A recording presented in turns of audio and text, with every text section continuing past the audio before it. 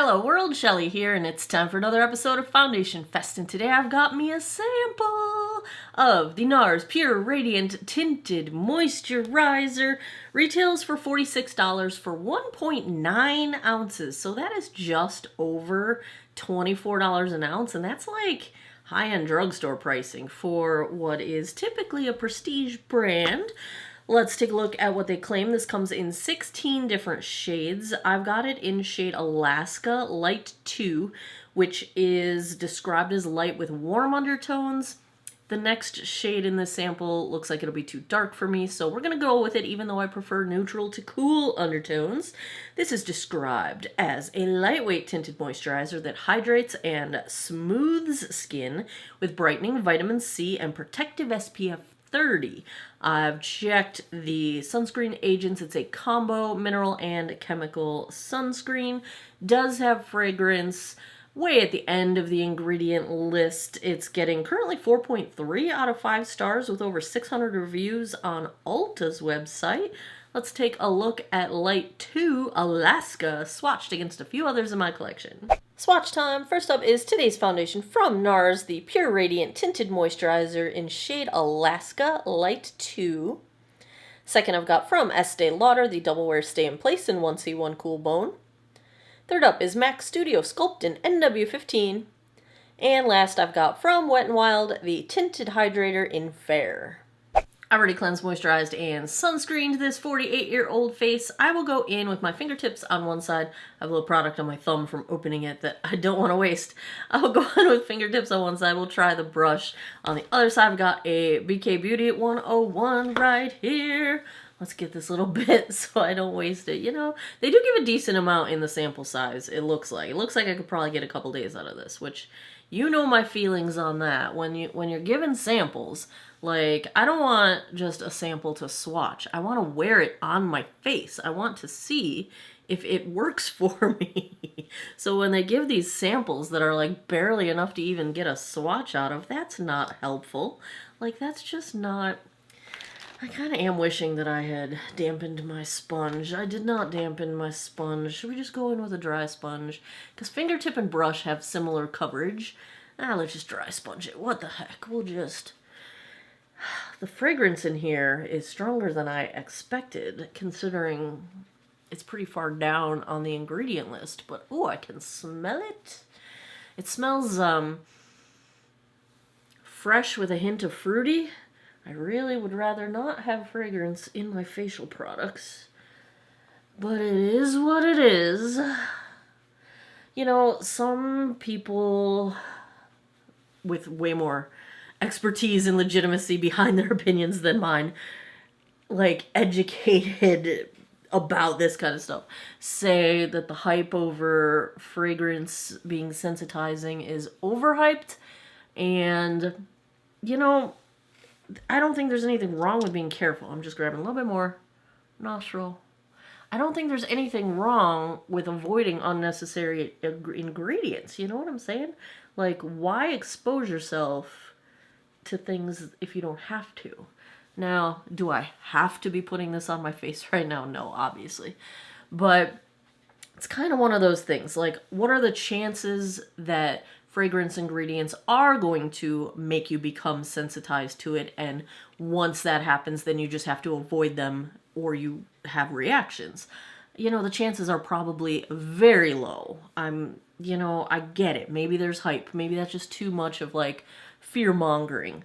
But at the same time, why do it if you don't have to? Like, it can't be good to put fragrance all over yourself. Maybe it's not bad, but it's also not good. I don't know, you know, so I will still keep mentioning it because there are people that are sensitized to it, and therefore it's good to know if it's in there. I'm actually kind of surprised at how much redness cancellation I'm getting with a very light, dry sponge applied approach. I mean, this is only a tinted moisturizer, so we're not really going for super high levels of coverage, but there's some redness correction going on. I'm kind of impressed.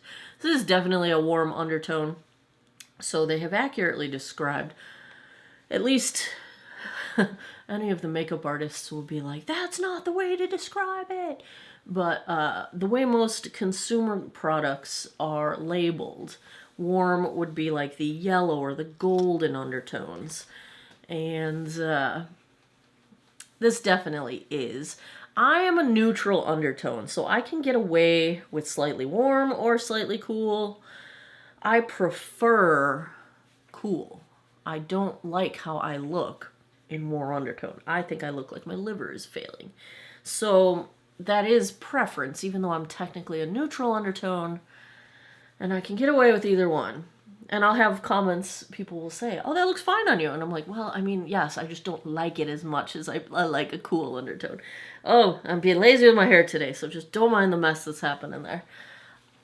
I would say smidge, teeny tiny bit more coverage with the brush, but overall the appearance of how it applied looks the same. So I would go with whatever your favorite application method is. Don't mind my little friend down here. It's a combination of a Millia spot and a cat scratch. Good times, good times. Getting you've already seen my hand when you saw the swatches. My cat Daffy has a kidney infection and she's been sick. So I'm giving her medicine every day and she attacks me. She does not like the liquid syringe. So we've been I'm a little bit of a hot mess. I'm going to try and just build up coverage the tiniest bit. I mean, I know we really can't go for coverage here, but I'm going to go for just evening everything out a little bit. And even if it's not possible, I'm still going to try to get a little more coverage. I know, there's the blue blood vessel. And get my nose. The redness is always on my chin. And this is my sunspots over here.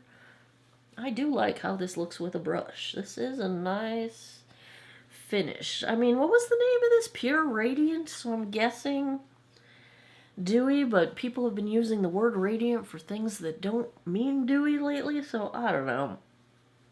I guess sometimes they're referring to the skincare in it, and since this does have brightening vitamin C, it is possible that that's what they're implying, not a dewy finish, but over time brightening. All right, here we go. What do you think? Let's zoom in, get a look at this. I feel like it does give light coverage. I would call this light. It's not sheer, it's light. I'm sure you could sheer it out if you preferred, but I like a little bit of color correction to my face, so I'm okay with this. It is, I'm gonna have tiny little baby hairs. I had my hair cut yesterday, so you might see tiny little pieces of cut hair in my face. So let's try to keep rid of those.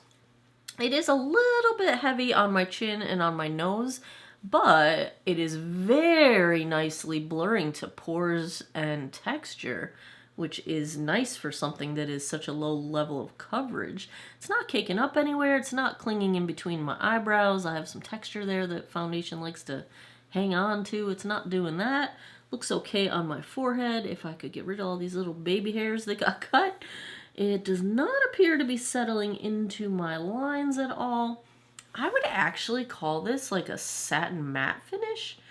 I don't think it's dewy really at all. There's not a lot of light reflect. It's not flat and it's not totally matte, but I would call it like a satin matte for the finish. That's what I'm gonna go with on the finish. Let's check the time. It is a 1:55. Let me go put the rest of my face on. I will be right back. Back with the NARS Pure Radiant Tinted Moisturizer. This really behaves a lot more like a foundation than a tinted moisturizer. As far as like, I feel like this is way more of a full face than I could pull off with most things that are called tinted moisturizers. So bravo there. I feel like I would totally wear this with a full face of makeup as I'm doing right now. Did not set it with powder, so this is everything, no problems blending. I've got Charlotte Tilbury bronzer and blush on today. Just going for something a little different. And Sakura palette from Alter Ego. I actually filmed how I did this eye look did a little Ireland story time video. So if you want to see how I did this, look on my channel for the Ireland story time video. I'm not sure if it's it's going to go up before or after this video. We'll figure that out. But keep an eye out for that one if you want to see how I got this eye look. Also wearing the Lawless Forget the Filler. This is the gloss in Rosy Outlook. And I think that's all the things. Jones Road for the brow gel. Loving this stuff. The hold is fantastic. Just don't wear too much, otherwise it flakes off a little bit. But other than that, it's brilliant. I didn't even use my brow pencil today. You know, the ColourPop is my go-to at the moment. No, didn't even fill in the brows. I just used the Jones Road. So, that's what we got going on. I'm going to get some lunch. I got to run to the UPS store. I got to stop at the post office. I got a bunch of errands to run. And I'll do a daylight check-in at some point. It looks like a beautiful day outside. I'm looking past you out my window because I see the sunshine. And it's been so gloomy lately. You guys, all I've been saying is it's so gloomy. It's beautiful out today. Beautiful. It's almost hoodie weather. I think it's going to be like 84 today, so maybe it's too warm for the hoodies today. But hoodie weather is coming. It's chilly at nighttime, at least. I'm going to go about my day. I'll be back in a bit with a daylight check-in, then I will come back tonight, give you guys my final thoughts. I'm trying not to scare the deer. I can't tell where they are. Is that a deer? I can't tell in my camera. When I came out here, do you hear them? I don't think that's a deer. I don't want to turn around, though. I don't want to scare them. Maybe it is a deer. I don't know. I wanted to show you guys deer. But anyway, here we are. I almost totally missed check-in. I was actually editing the first half of this video. And I was like, oh my gosh, I did not do the check-in. It's 7 o'clock. And, oh, that is the deer. I see it moving. Yay, deer! There's a baby back there, too. It looks like a mama and a baby. I can't tell. I'm trying to see it in reverse, but anyway, that's not the point, right? The point is foundation, which seems to be holding up all right so far. The shade is too warm for me, but we anticipated that because it is a warm shade. It's probably my summer shade. The color match, I'm a bit more pale right now. Squirrels jumping over there too. We just have a wildlife extravaganza today. But we knew that shade was going to be a little bit yellow. I mean, look at my ears compared to my face. But that's okay. That's we will survive the sample. But so far so good. Holding up well. Still looks more like a foundation than a tinted moisturizer to me. Feels plenty hydrating. And that's where we're at 6:59 p.m. I'm gonna go back and keep on. Anything on your calendar at 6:59 p.m. Just tell me if you'd like me to create it. Not talking to you. Not talking to you, Miss Lady there. In the watch. I'll be back tonight. 10:52 p.m. Let's take a look at how the NARS Pure Radiant Tinted Moisturizer held up. What time is it? 10, 1. What are we, about 9 hours in? I'm having a hard time thinking. Because I had potato chips for dinner. And I regret my life choices. But I have to explain. It's not just any potato chips, okay? Now, those in Canada probably understand what I'm about to say. They're all dressed potato chips. And we really don't have them here in the US. Except they're starting to pop up, and there's a giant bag of them combined with barbecue and salt and vinegar chips from a brand called Covered Bridge at Costco. And thank you to my friends Adrian and Dave for getting me some. And I'm obsessed, so obsessed that I actually ordered a full bag of Ruffles all dressed chips imported from Canada. I'm waiting for them to arrive. Oh, they're so good. I was introduced to the concept of the all dressed flavor by the show Letterkenny, which is also Canadian. And if you do not watch Letterkenny, you should. You do have to be okay with vulgar language, but it is one of my favorite things on the planet. Anyway, so yes, I had potato chips for dinner, and my stomach hurts. Hey, clearly, I don't have the best nutrition in my life. It's okay though. I'm gonna die happy. So let's talk about the NARS. Comfortable, super lightweight, does not feel drying in any way at all. Let's zoom in. Let's get a look. You're looking at it at a distance. Let's see what it looks like up close. It settled just the teeny tiniest bit into my deepest chin lines on my neck. But other than that, it really did not move around at all. I had to blow my nose about 8,496 times today because it's September when I'm filming this, and that means it's just what time of year? It doesn't even matter. Any time of the year. Pollen crushes my soul. Blush, bronzer, highlight not only are still intact, but like they look brand new. And nothing moved around on my forehead. Nothing moved around on my nose. I lost a little coverage from blowing my nose, but other than that, I mean, holy cow.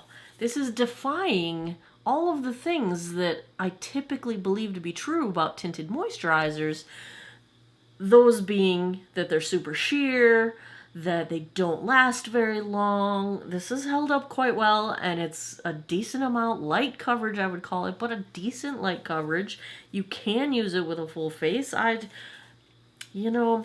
One of my favorite foundations of all time is the NARS Light Reflecting Foundation, and not that I get along with all NARS foundations. They're not all beloved to me, but I've had pretty good luck with the recent ones, so I'm not surprised that I like this. I like it a lot. If I had to give a grade to the NARS Pure Radiant Tinted Moisturizer, I think I have to give it an A. I can't even think of a reason to ding it down to A-. It wears well. It feels hydrating. I think it's fine for mature skin. I think it's fine for dry skin. It's really pretty, comfortable to wear. I like it. I like it. I like it a lot. I like it a lot. Do I like it more than the Light Reflecting Foundation? No, that stuff is just chef's kiss. That and the Guerlain Terracotta are my top two of all time foundations of life. But part of that's because I like medium coverage. So this would never kick the Light Reflecting Foundation out of bed. But I also wouldn't kick this out of bed for eating crackers. So there you have it. Another episode of Foundation Fest is in the books. If you like foundation reviews, if you had fun with this one, please give me a thumbs up down below. Let me know in the comments, what would you like me to check out next? I keep a running list. I buy them whenever I can. And as always, thanks a lot for taking some time out of your day to geek out over makeup with me. I appreciate your time, and I hope you guys all have an awesome day or night wherever you are in the world. Hey, Ziva. You want to say hi to your friends? Put your face up there. They don't want to see your butt. Take care of each other. Bye-bye.